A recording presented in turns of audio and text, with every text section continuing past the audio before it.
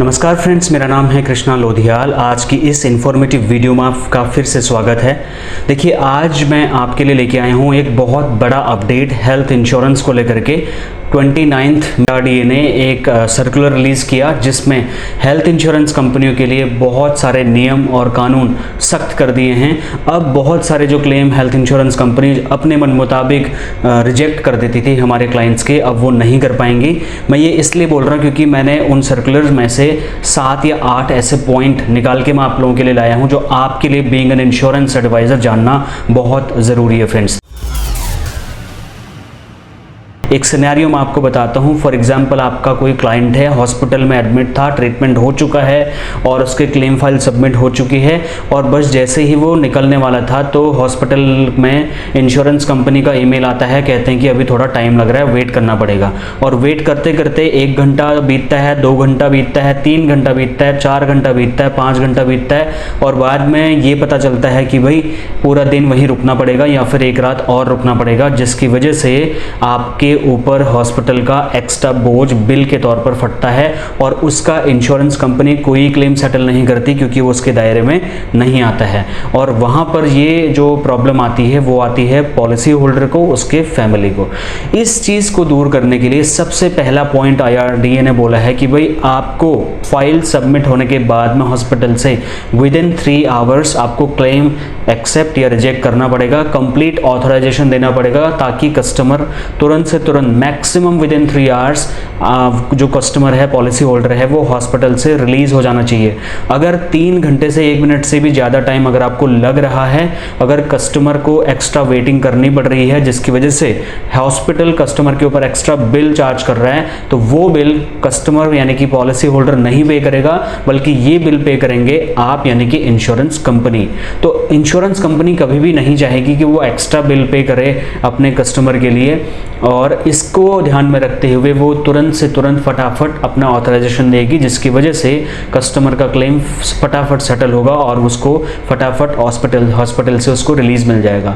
दूसरा जो सबसे इम्पॉर्टेंट पॉइंट यहाँ पर है वो ये है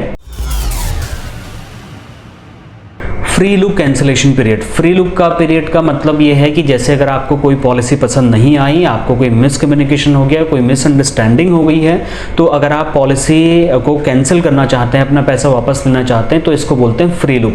तो पहले ये 15 दिन का था अगर मैं हेल्थ इंश्योरेंस पॉलिसीज़ की बात करूँ, तो अब इसको आईआरडीए ने बढ़ा दिया है 30 दिन के लिए।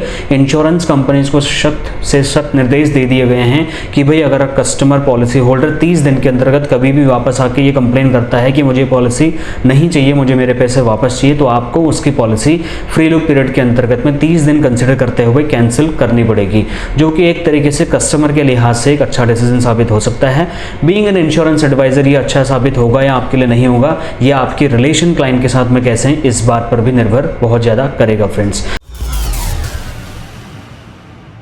थर्ड अपडेट में आईआरडीए ने बताया कि जो मॉरेटोरियल पीरियड है उसको घटा करके 8 साल से 5 साल कर दिया गया है, यानी कि अब इंश्योरेंस कंपनीज कोई भी क्लेम ऐसा रिजेक्ट नहीं कर पाएंगी विदाउट एनी वैलिड रीज़न की वजह से, जहां पर कोई धोखाधड़ी का केस बशर्ते ऐसा कोई ना हो। जब तक ऐसा कोई प्रूफ नहीं होता, 5 साल अगर कस्टमर लॉयल तरीके से जुड़ चुका है तो क्लेम रिजेक्ट नहीं कर सकती इंश्योरेंस कंपनी।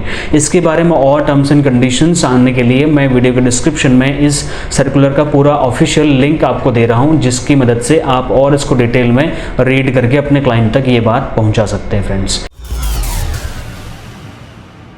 चौथा अपडेट है प्री एग्जिस्टिंग डिजीज को लेकर के, उसके कवरेज को लेकर के। देखिए, हर इंश्योरेंस कंपनी का फिलहाल का अगर सिनेरियो देखें तो वो है, कोई इंश्योरेंस कंपनी किसी पॉलिसी में 1 साल बाद प्री एग्जिस्टिंग डिजीज को कवर करती है, उसके बदले बहुत हैवी प्रीमियम चार्ज करती है। किसी पॉलिसी में 2 साल बाद कवर करती है, किसी में 3 साल बाद, किसी में 5 साल बाद, और कोई बीमारी को तो कवर करती ही नहीं है। तो यहाँ पर एक स्टैंड अलोन पॉलिसी लेके आने की बात हुई है आईआरडीए की तरफ से। उनका कहना है कि प्री एग्जिस्टिंग डिजीज को आप 3 साल बाद कवर करिए।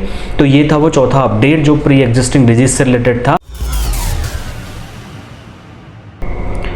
5वें अपडेट में आईआरडीए बोलते हैं कि अगर पॉलिसी होल्डर की ड्यूरिंग ट्रीटमेंट डेथ हो जाती है हॉस्पिटल में, तो उसके नॉमिनी को, उसके परिवारजनों को उसकी डेड बॉडी इंस्टेंटली रिलीज़ करनी पड़ेगी एट अर्लीस्ट कन्वीनियंस, ताकि उसके परिवार को दिक्कतों का सामना ना करना पड़े, क्लेम वगैरह के चक्कर में ज़्यादा उनको दिक्कत ना करना पड़े, उनको वेटिंग ना करना पड़े, क्योंकि उनके परिवार में ऑलरेडी कई सारे लोग दूर दराज से आएंगे और वेट कर रहे होते हैं। अगर वहाँ पर इंश्योरेंस कंपनियाँ और हॉस्पिटल कई सारे मिसकम्युनिकेशन की वजह से कई सारा फॉर्मेलिटीज़ को अगर बहुत डिले कर देते थे, तो वहाँ पर सफ़र करता है end user customer.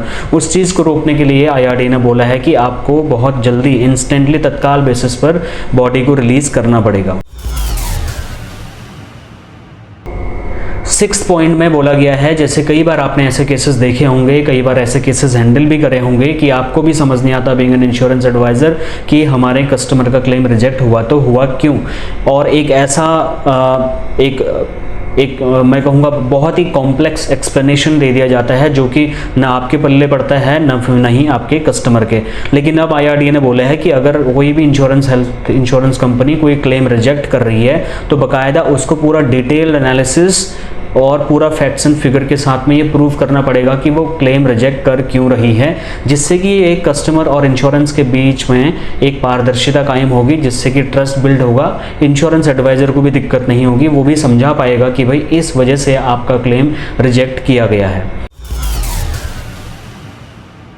Last but not the least 7th point की अगर हम बात करें तो वो है NCB को लेकर के। NCB in the sense no claim bonus. जब भी कोई पॉलिसी होल्डर आपका क्लेम फ्री ईयर कंसिडर करता है, अगर उस साल में कोई क्लेम नहीं करता है तो उसको मिलता है नो क्लेम बोनस। वो हर इंश्योरेंस कंपनी का अपना अलग अलग रूल होता है, कोई 10% इंक्रीज़ करते हैं, कोई 20 करते हैं, कोई 30, कोई 40, कोई 90।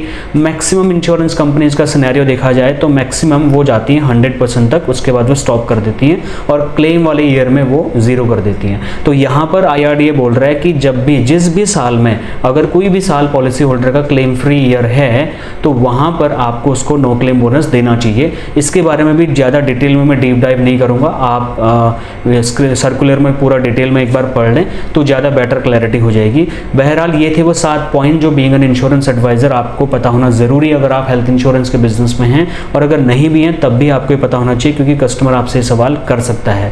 तो मिलता हूं नेक्स्ट और एक्साइटिंग सी वीडियो में ऐसे ही informative videos, latest financial and insurance and investment industry से जुड़े हुए अपडेट जानने के लिए आप मेरे चैनल को सब्सक्राइब करके बेल आइकन प्रेस करें। वीडियो अच्छा लगा तो इसको ज़्यादा से ज़्यादा अपने ब्रांच के ग्रुप्स में, अपने इंश्योरेंस एडवाइजर्स की फ्रेटर्निटी में शेयर करें, और जो कि आपके लिए बिल्कुल फ्री है, लेकिन इससे मेरी बड़ी मदद होती है। मिलता हूँ नेक्स्ट और एक्साइटिंग सी वीडियो में। Thank you so much for watching.